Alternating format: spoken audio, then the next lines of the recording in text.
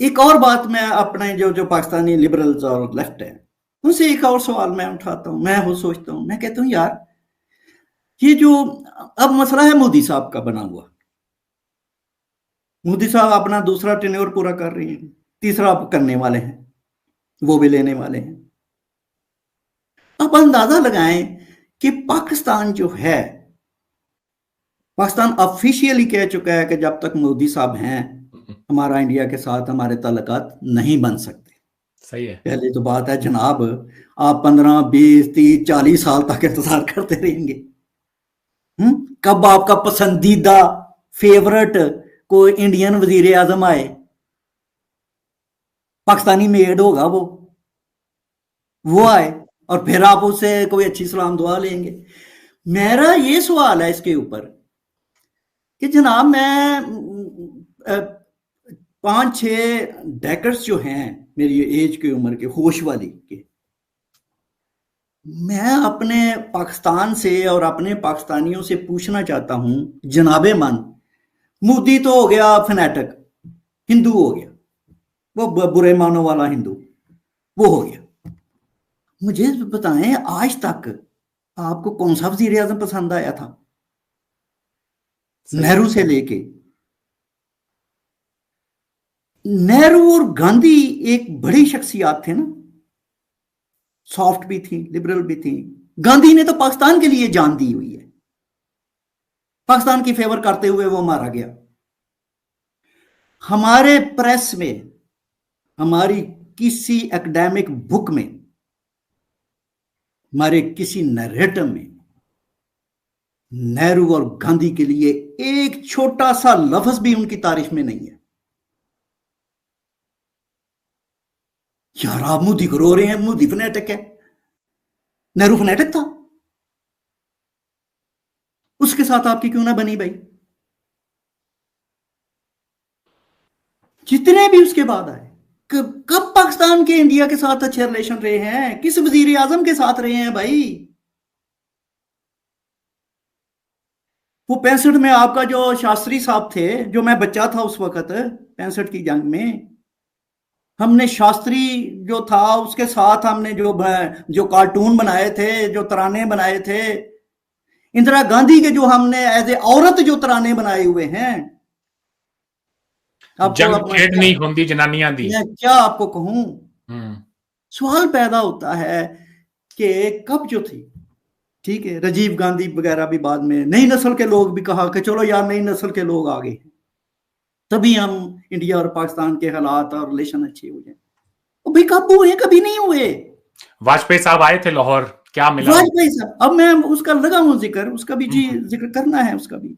हमें तो कभी इंडिया का वजीर आजम पाकिस्तान ही नहीं आया, तो यार मोदी को क्यों बदनाम कर रहे हो बेचारे को?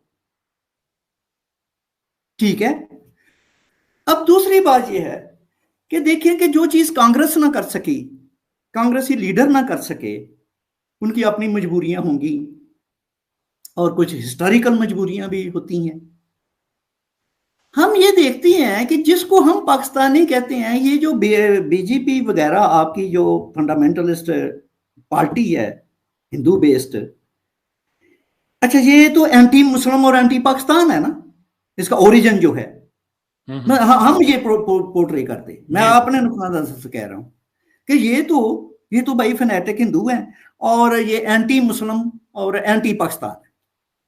लेकिन हम देखते क्या है, प्रैक्टिकली क्या होता है कि जनाब इसी फंडामेंटलिस्ट और इसी राइट विंग पार्टी का जो वजीर आजम है वाजपेयी साहब, वो पाकिस्तान आ जाते हैं, ठीक है, और पाकिस्तान आकर वो सीधे हमारे लाहौर में मीनारे पाकिस्तान पर जाकर लिखते हैं। हालांकि लिखने की कोई जरूरत नहीं थी ये बात, सही बात है उनको, लेकिन फिर भी हमारी तसल्ली के लिए, हम पाकिस्तानियों की तसल्ली के लिए हम हमेशा पता क्या कहते रहे, इंडिया ने कभी पाकिस्तान को दिल से तस्लीम नहीं किया। अब दिल अल्लाह जाने दिल को कैसे डिफाइन करेंगे, दिल से तस्लीम नहीं किया। उस बेचारे वाजपेयी ने इंडिया में पाकिस्तान में आके मीनारे पाकिस्तान में लिख दिया भाई हमने दिल से तस्लीम किया आपको, उसने तो ये भी लिख दिया, ये भी मैं कोट कर दूं उन्होंने क्या लिखा ताकि जी लोगों को पता चल जाए। जी जी वाजपेयी साहब मीनारे पाकिस्तान पर जाकर लिखते हैं वहां की विजिटर्स बुक के अंदर, a stable secure and prosperous Pakistan is in India's interest, let no one in Pakistan be in doubt, India sincerely wishes Pakistan well. क्या मतलब कि इतनी बड़ी स्टेटमेंट यार, ऐसे है जैसे सीना को खोल के दे दे किसी को, ऐसा ही है। और वो फिर भी बिलीव ना करे, दूसरी पार्टी फिर भी बिलीव ना करे। आज तक नहीं किया। ये पाकिस्तानी कौम को ये अल्फाज नहीं सुनाए जाते, नहीं पढ़ाए गए। ये रोज हम पाकिस्तान की अखबारों में ये कोटेशन लिखी जानी चाहिए, तभी हमारे ज़हन बदलेंगे ना। लेकिन हमने मोदी को निशाना बना रखा है अपनी नफरत का। ठीक है, अब वो वाजपेयी साहब आए, वो भी राइट विंगर इसी पार्टी के थे। तो दुनिया में कहने का मतलब ये है कि ये जो प्रिंसिपल है ना हमारा बनाया हुआ, देखिए सोशल साइंसेज जो है ना बड़ी कॉम्प्लेक्स साइंस होती है। ये 2+2=4 नहीं होती। ये मैं अपने पाकिस्तानी लिबरल और लेफ्टिस्ट को कहना चाहता हूं, पता नहीं इन्होंने कहां से पढ़ा है कि जो फिजिकल साइंस है, नेचुरल साइंसेज में तो 2+2=4 हो सकता है। सोशल साइंसेज में 2+2=5 भी हो सकता है, 3 भी हो सकता है, 4 भी हो सकता है। अब देखिए हमारा प्रिंसिपल ये बनता था कि जो यार जो लिबरल होगा, जो लेफ्टिस्ट होगा, वो अच्छा इंसान होगा, वो अच्छे लोग होंगे, वो पीसफुल को एग्जिस्ट करेंगे, यही है ना। वो रैशनल होते हैं, ह्यूमनिस्ट होते हैं, वो करेंगे। नहीं, ये जो राइट विंग है ना, ये तो होते ही फैनेटिक हैं, ये तो नफरत बेस्ड इनकी तो सारी होती है। ये तो किसी के साथ 2 घड़ी बैठ ही नहीं सकते। लेकिन हम तारीख में देख रहे हैं इस वक्त कि जो जो दुनिया के जो राइट विंगर हैं, इनफैक्ट वो ही ह्यूमन बीइंग की जो मॉडर्न सिविलाइजेशन है उसके डिफेंडर बन के आए हुए हैं वो। और जो लेफ्ट और लिबरल है वो तो बेड़ा गर्क कर रहा है ह्यूमन सिविलाइजेशन का, मॉडर्न सिविलाइजेशन का। तो होता ये है कि वो राइट विंग जो है वो खुलेआम वही पाकिस्तान को कहते हैं कि हम आपको तस्लीम करते हैं, आप सिक्योर रहें, आप खुशहाल रहें, आप फले फूले, और इंडिया आपको कबूल करता है, एक छोटी सी सीने बात से लगाता है। ऐड कर दूं, एक छोटी सी बात इसमें ऐड कर दूं, आप थोड़ा सा पानी पी लें तब तक। बड़ी लंबी आपने तवील गुफ्तगू की है। आज से तकरीबन 2-3 साल पहले मैं जियो न्यूज पर एक प्रोग्राम देख रहा था, तारड़नामा।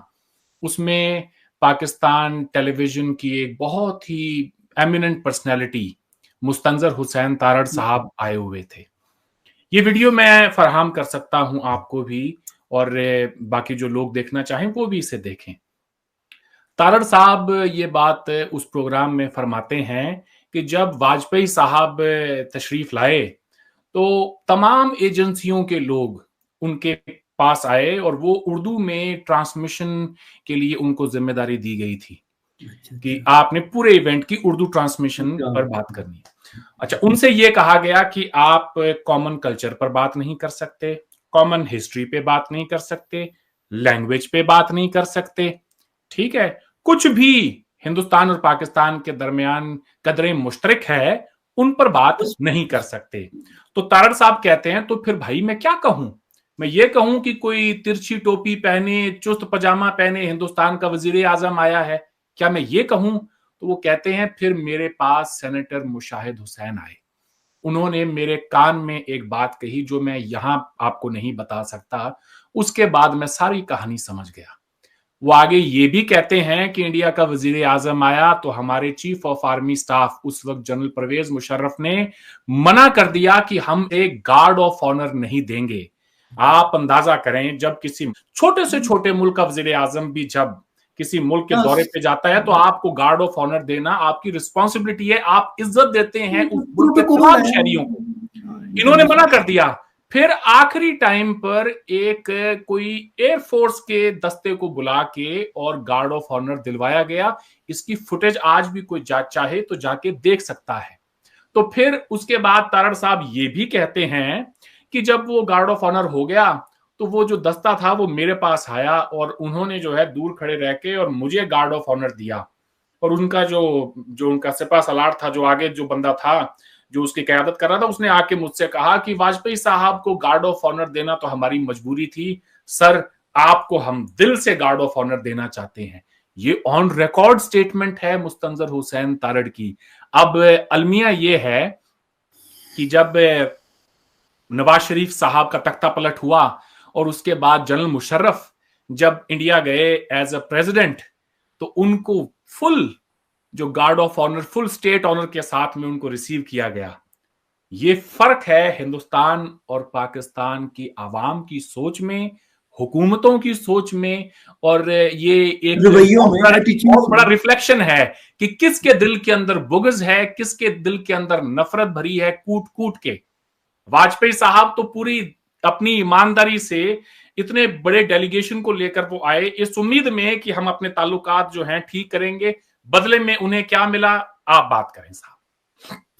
बिल्कुल सही है। ये चीजें जो है ना, हमें सच्ची बात है कि बजाय ये जो मेरा आपके साथ जो इंटरेक्शन है और ये जो प्रोग्राम करने का मतलब भी यही है कि हमें अपना एक, हम खुद एक, हमारे जिसको कहते हैं ना छाननी सुराख बड़े हैं, हमारे अंदर इतने ज्यादा सुराख हैं कि हमें हमारे लेफ्ट और लिबरल को अपने बारे में, अपने मुल्क को के बारे में ज्यादा बात करनी चाहिए, ज्यादा फिक्रमंद होना चाहिए, ज्यादा सोचना चाहिए।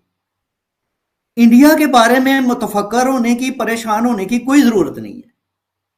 इंडिया 150 करोड़ लोगों का मुल्क है और वो एक क्वालिटेटिव चेंज की स्टेज पे जा चुका है। हम मार्क्सी फलसफे में पढ़ा करते थे, एक क्वांटिटेटिव चेंज होती है, क्वालिटेटिव चेंज होती है। इंडिया एक लीप ओवर कर चुका है, वो छलांगे मार रहा है आगे को जाने को। तो बात यह है कि हमें ये जो मैं देखता हूं इधर पाकिस्तान में इंडिया और मोदी को निशाना बनाया जाता है। मैं अपने लिबरल दोस्तों को कहूंगा कि आप मोदी के खिलाफ होकर, मोदी को निशाना बना के आप कोई पॉजिटिव कंट्रीब्यूट नहीं कर रहे, आप पाकिस्तान इंडिया की नफरत को बढ़ाते हैं।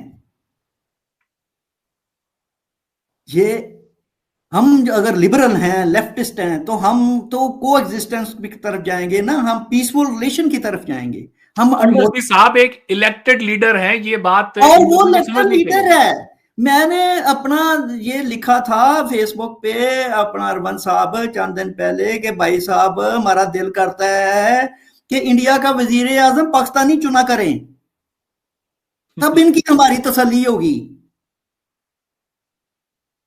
उसके बगैर तो तसल्ली नहीं होने वाली।